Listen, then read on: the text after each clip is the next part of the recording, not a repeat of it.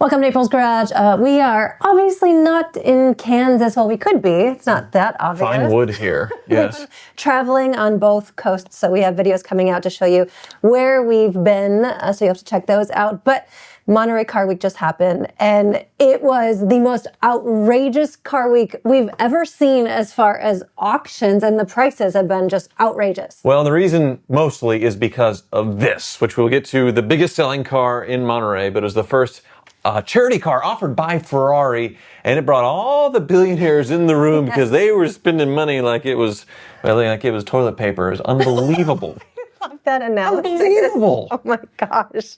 So I just put up a couple honorable mentions just because they relate to my garage, and one of them being the SLR McLaren Roadster. Right. And this one, 10,000 miles, and it sold for $500,000. Their estimates were like 300s to low 400s, and it sold for $500,000 with 10,000 miles on it. So is that going to make you want to hold on to yours a little longer?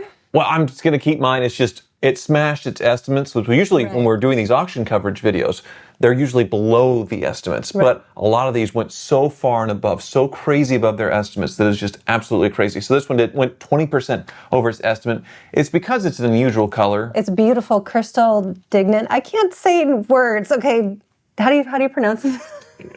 Crystal, I don't know that one. Dig in it, or blue metallic? Blue metallic, and it's a beautiful color. Yeah, you're right. You don't see a lot of them other than in silver mostly, because that's the most we're made. Right. So this is a special example. And a blue interior, which is a big deal. So yeah, most of them are like mine, silver, black, and yeah, this one had miles on it though, 10,000 miles, which I know that's still low, but in like the collector car world with the modern cars, they want like sub 5,000 miles. So that was unusual. Another one that broke a new record, I think, was the 2011 Ferrari 599 GTO. My old one was a GTB, a gated conversion. The GTO is like the race for the street variant. Basically, GTO hadn't been around since the 288, which is now like in the family of before F40. So 288, F40, F50. So it's cool that the GTO name had come back with the 599.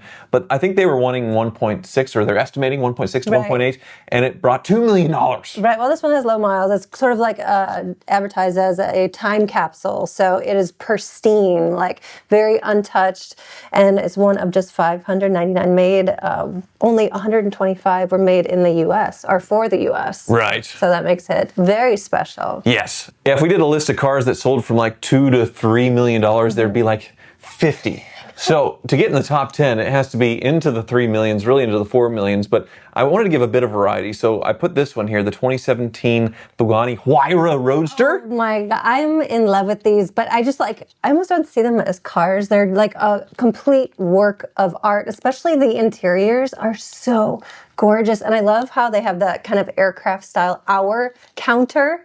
As far as like, you know, to see how many miles are on it, you see how many hours it's been driven. And these are just, they're spectacular. And the little side mirrors, I love the shape of them because I think they're made to be like a woman's eye, and the eyelashes looking back at you when you look into the mirror. I would have never thought of that, but the Roadsters are very rare, a very rare car for the U.S. itself. So this one, $3,305,000. Now, Bonhams and Gooding and RM's the one that dominated and sold this. That's the ones in the top 10. But Bonhams had a crazy run of no reserve cars. We'll see in a little bit. But number 9, we're going to RM, and you wouldn't expect this just if you don't know. It's a 1989, looks like a Porsche 911, but this is a roof CTR Yellowbird, but they called it the Redbird. $4,295,000. It is so cool. It's beautiful matching numbers, man. This is what Car Week's all about right here. Well, so what makes it special? This roof-owned independent tuning company built these cars.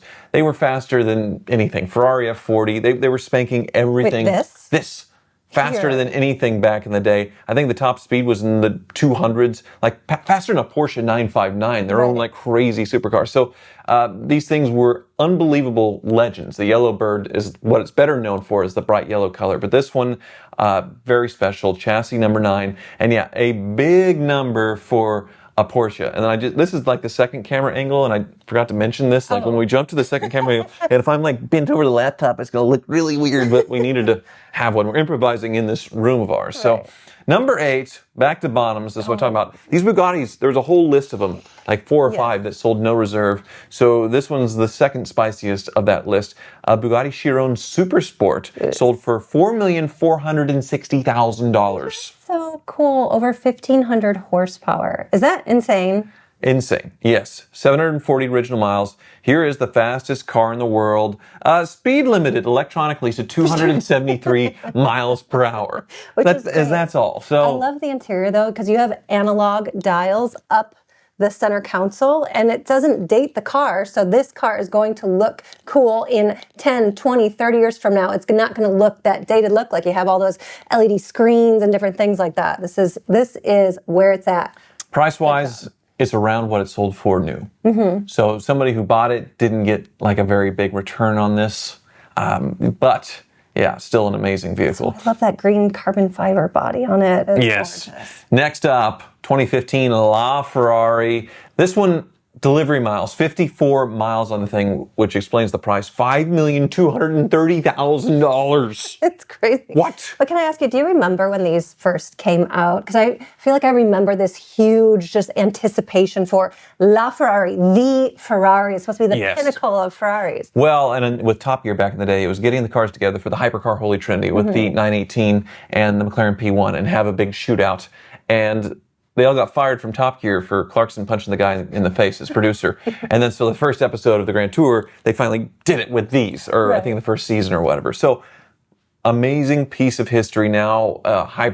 Hypercars are sort of everywhere. The technology has trickled down to the normal Ferraris, Porsches, everything else. But this, the original gangster of like hypercars here. I like that, the original gangster of hypercars. Big money. That's a big premium over other LaFerrari sales that we have seen. I think there was Sammy Hagar's. That was right. 4, something like that. I'm going to say 3.5 around there. We'll have Jake put the real, how much it actually went for. But it was driven. I mean, he drove and enjoyed the car. This 50 miles. You get a brand new one. I remember him talking about how it wasn't as like fun to drive because you really need to almost go to school to learn how to handle these types of cars. Hard to drive 55, right? You can't drive 55 because you got to go over 55. Next up, we go vintage. So you wouldn't think, but a 35 Mercedes 500K Special Roadster beat the LaFerrari 5,340,000 miles. So what I call it a special is because of the body. You can see the little swooping line on the door and the shorter tail. That long hood just goes on forever. Like you could land an aircraft on the top, and then coming up to that split window, and the fenders, just how they're sculpted. They're gorgeous, and it won Best of Show in 1982 at Pebble Beach. So there you go. She got some street cred with that, I suppose. But also it's a K, which means supercharged. So it's the performance variant and the special body. That's why, you've seen some 500K sell for, around $2 million or a little less.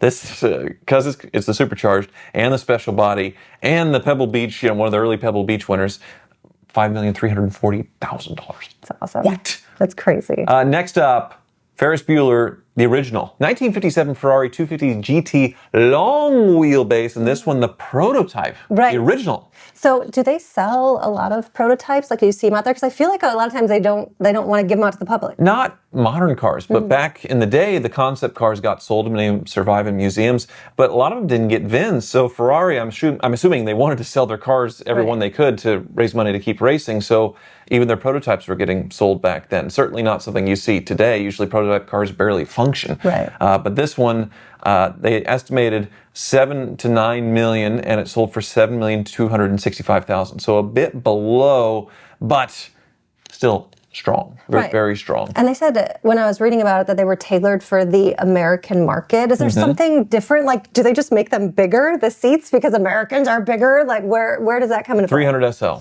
came to the U.S., was nothing like it for American buyers to own. Max Hoffman convinced Mercedes to start building these race cars for the public, and it went like gangbusters as far as the Gullwings and then later the Roadsters. So this is sort of Ferrari's version of it, of like an elegant, fast GT-ish car, or with sort of racing credentials. So that's why they call it the California. Made sense, obviously. So the name continues. I guess the California came back with the one we drove, which isn't really the same, but Yeah. Yeah, certainly an amazing piece of history there, and that's Gooding's only entry. So far we have 2 from RM, 2 from Bonhams, and then 3 more from RM. So now we're at the last one from Bonhams, and it's a Bugatti Divo, number 4 on this list. Yeah, they debuted this at Pebble Beach in 2018, and they're just spectacular. One of just 40 made worldwide. So $8,557,000. The base price on these, I think, was around like $5.5 or $6 million before options. So let's say they spent $500,000 in options. They made $2 million on this car. Right. Not bad for buying a bespoke. I mean, you talk about like Bugatti trying to be more exclusive and more expensive and, that kind of stuff. Clearly it works for them and builds value for the owners to where, hey, a Divo sells for more than what the owner paid for it 4 years ago or 5 years ago. And did you see the taillights? They are so intricate and detailed, like just gorgeous. Mm-hmm. There's also an elephant in the headrest. I'm sure there's some lore that goes to that, but that reminds me of like a French type of thing that they would do. I wonder if I have no idea what that is, or if that's the owner's own bespoke kind of thing that they wanted to do. That's true, because these were like coach built for each individual owner. Right. They're really gorgeous. So now in the top 3, and they are dominated by Ferrari. So number 3, 1995 Ferrari F40 in yellow. Ooh. Very, very rare in yellow. Yes. Now, this one was ordered by Ralph Lauren, who's a huge car collector, if you don't know, and he has fantastic taste and a lot of money to spend. Yeah, it hasn't been seen by anybody since 2009. And came out and really rung the bell. I think they were estimating like 7-8 million, and it sold for $9,245,000. So way, way over. But there was a lot of money in the room wanting to buy a Ferrari. And yeah, the yellow F50, you can't find one. You can't find an F50 in general. So getting a yellow one,